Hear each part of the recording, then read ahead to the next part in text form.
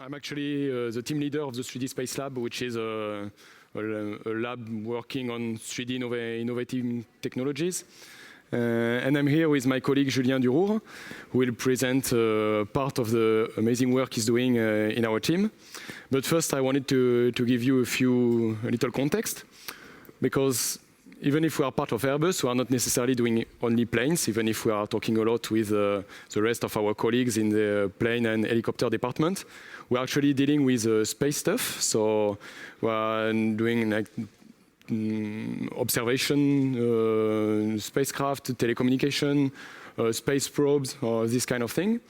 And for all of these products, of course, CG is really important because you never see the product. At first, I mean, it's only prototype, so you only build one spacecraft, usually. And then even during the design and the assembly process, it's always protected, so you don't see it so much. And after that, it's in space, so of course, then it's kind of difficult to take a picture. So that's why we rely quite a lot on computer graphics, and we use Blender quite extensively. So all of what you'll see here is made with Blender. So just to give you a few pointers, we began using Blender in 8 years ago. Actually, at the beginning, I was just hired to be a mechanical engineer, so my job was to, let's say, accommodate equipments into the spacecraft and making sure that everything fits together and doesn't cause any problem. But then part of my work was also to handle the CAD data, and so quite frequently I was asked to export my CAD data to an external company to generate pictures, nice renderings. And well, at that time I was also having fun with Blender on my own time, and so I decided little by little, in addition to giving my 3D data, maybe try to send also one of my renders. I did this once and then twice, and they begin to tell me, okay, that's nice, but it's not really your job. I did it anyway, so I continue again and again, and at some point they started using my renders, and so I had the opportunity to contract a first artist, and then little by little we pushed together the integration of Blender and the usage of Blender internally, because all of my colleagues wanted actually to illustrate their own products with this.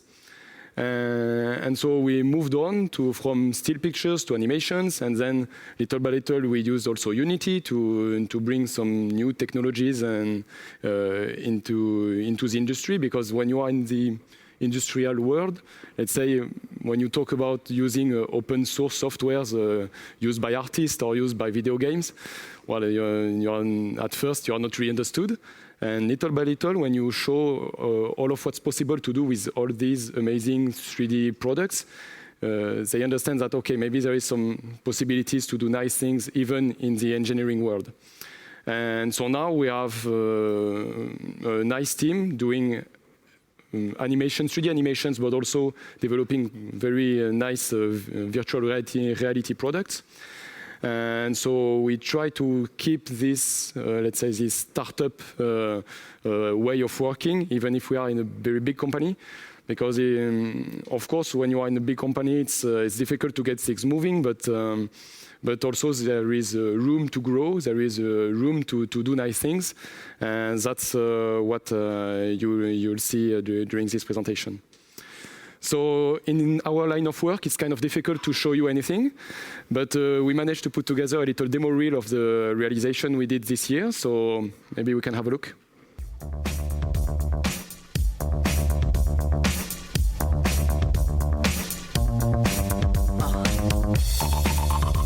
Can't think, can't sleep, can't breathe. Can't think, can't. Everything getting harder to find. Everybody jumping out of their mind. Everybody going out of their skin. See, we get to the end, but that's where we begin. You feel it? Mannequins and we breaking the mold. Breaking out and we breaking the codes. Similar to the jack who stole to the depths in your web, so you take explosive, so get it out. Send your body to flight. Everybody got a target tonight. Everybody come along for the ride. All you studs and your duds and your ladies is fly. Grip the moment like you're gripping the earth. Feel a weight and you're feeling the girth. Now you get it, now you're feeling your worth. Fitness how you used to make when everything used to hurt. It goes, no time to rest. Just do your best. What you hear is not a test. We're only here to make you. We're only here to make you. We're only here to make you. We're only here to make you go. Solo, gotta make it on time. Brightest star gonna be.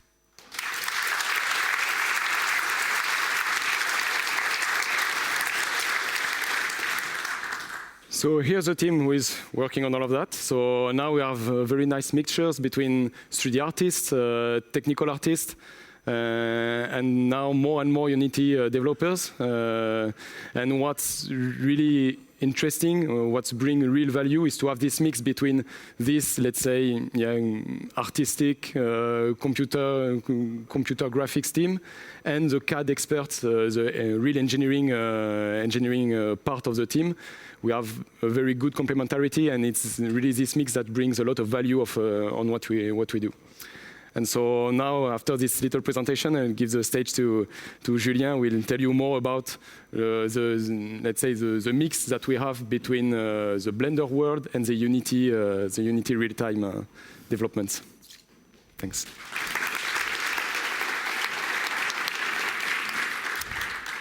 So, I'm going to talk about two different subjects, and as Alexandre said, we try to create some bridge between VR and animation done in Blender, and we are currently in a pre-production of a quite big short. Yeah, no big short, but this short is quite different from the other because there will be a lot of characters. And inside Blender, internally, they have access to some motion capture tools. And we are trying to use it to have shorter production regarding the animation character. That's why we're trying during research and development to create some motion capture tools.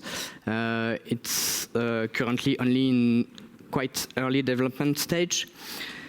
So currently, what you see here, it's the CSV file of all the marker provided by the system, the motion capture systems. It's only raw data, that's why there is some glitches. And just after this first step, I created, based on a T-pose, I put all the joints, and now you can start to see what the actor did.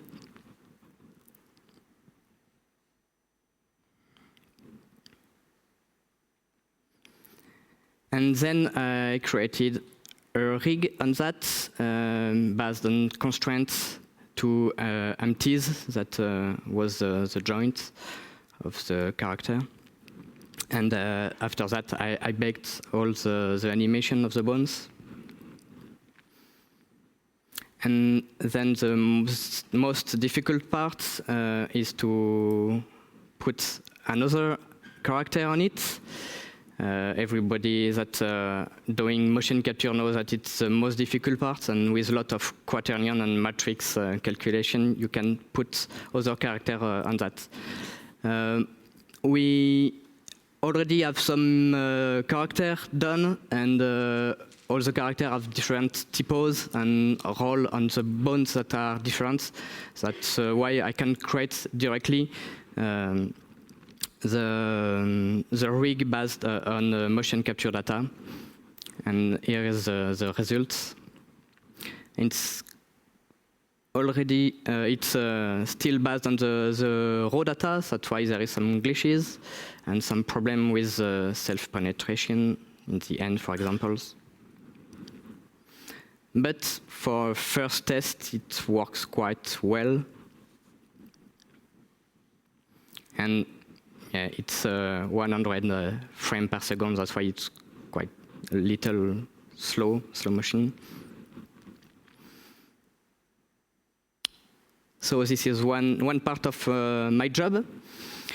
And the next challenge for the motion capture is to have FK to I-key switching, because all the data are currently F-key, and you have to put to I-key, because the aim of this stuff is not to have perfect animation, but only to help animators to have proper animation. So we have to do to put it in IK mode, and this work is already done, quite finished. And then, of course, we will have to have some curve pre-processing to smooth the data, because what you see here, it's only the raw data, and there is some glitches in the stuff of the motion capture. And we have some problem with the limb size difference between the actor and all the model we have. So that's why there is some hand penetration, as you can see. So this is one part of my job. And the other one is work about GLTF. So this is the pipeline we used at Airbus before I start working on the pipeline. We have some CAD data that are exported into FBX format, and using the FBX SDK format, we split all the parts, because you can't imagine how big is a spacecraft. So we have to split it in different parts. And then we import it into Blender, and then we export it into GLTF files, and then we can have it into Unity. And there is two main issues in this workflow. The first one is FBX XDK, because it's not open, and it's quite okay. It's Python, but it's not developed as a Python way of working, and it's quite strange. And we want to avoid this SDK. And the other problem is the FBX importer. The problem is not the importer itself. The problem is that FBX is not an open standard, and it changes always. At each version it changes, and I know it's a mess to implement and to keep it working into Blender. Thanks, Bastien, for your work, but it's not your fault, but it's really a problem. And the GFTF file, I will come back in this file format next, because I don't know how many people here know what is GLTF files. Okay, you know you have to know what it is. And we have the opportunity to export CAD in GLTF format, but Blender doesn't have a real Blender GLTF importer. So I started to implement an importer. But what is GLTF file? It means GL transmission format, and it's an open standard developed by Khronos Group. And inside GLTF, you can have geometry, triangles, including UV mapping, and PBR textures, normal maps, emission maps. You have a tree of parenting inside. You can have armature, skinnings, shape keys, and the format is done for have some extension and every extra data you want to put it inside. And you can share animation with GLTF. You can share animation on objects, and bones on shape key. So it's quite complete. And this is a file format that we want to use because it's an open standard. And then because I develop an importer for Blender about this file format, we now have this kind of workflow. about the cat are exported into GLTF file format, and then in Python I can split all the spacecraft into multiple GLTF files, and we can now have Blender import the GLTF and Unity import the GLTF. It's quite important for us to have GLTF file import into Unity because you can do it in runtime. And the most important part is this bridge, because now we can have some exchange between Blender and Unity, and it's quite important for us in our workflow to be able to exchange data at runtime between Blender and Unity. So I implement GLTF importer. I started my work at Airbus, and then Alexandre said me, okay, put it online for the community. So I did it. And you can see here 3 examples of imported file. This one is from Sketchfab, and these 2 are the samples that you can find on GLTF website. As you can see, there is animation here, and here is the node groups that are automatically created using cycles and soon Eevee, created during the import using the principal shader, because it's PBR. And then a few weeks after I put it online, I was contacted by Khronos Group and by Sketchfab that are interested in my work I did on this add-on. And we start talking about that. And then we decided to create a totally new add-on where you can find the link here. And this add-on is on the GitHub of Khronos Group. And we merge the code I made in the importer and the code the Khronos Group already made on the exporter. And this stuff is made possible because it's founded and powered by Mozilla and UX Ready. So what's next? This add-on is already used in production at Airbus, and please start to test it because we need feedback from the community. And we love bugs, because if there is bugs, that means that you use it. So please start to test it. This add-on will be, of course, be available for 2.8 version soon, because we are waiting that 2.8 enter into beta mode to be sure that the API, the Python API is finished. And so we are working, we will working on this 2.8 version.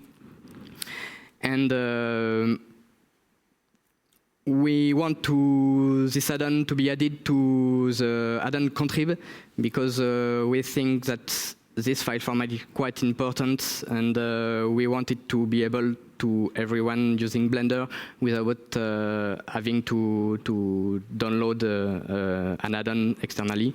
So we will have to talk with a Blender developer to know how we can put it into add-on contrib to be available to you.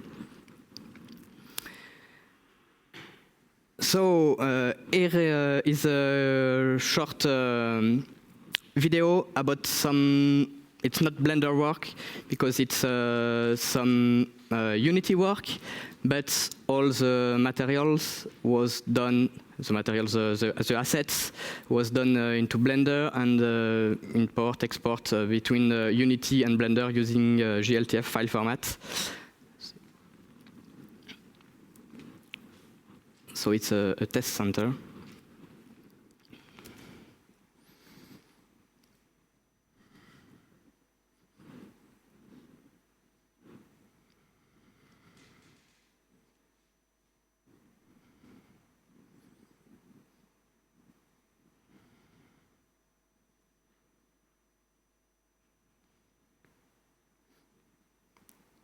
You can see many spacecrafts during assembly or testing.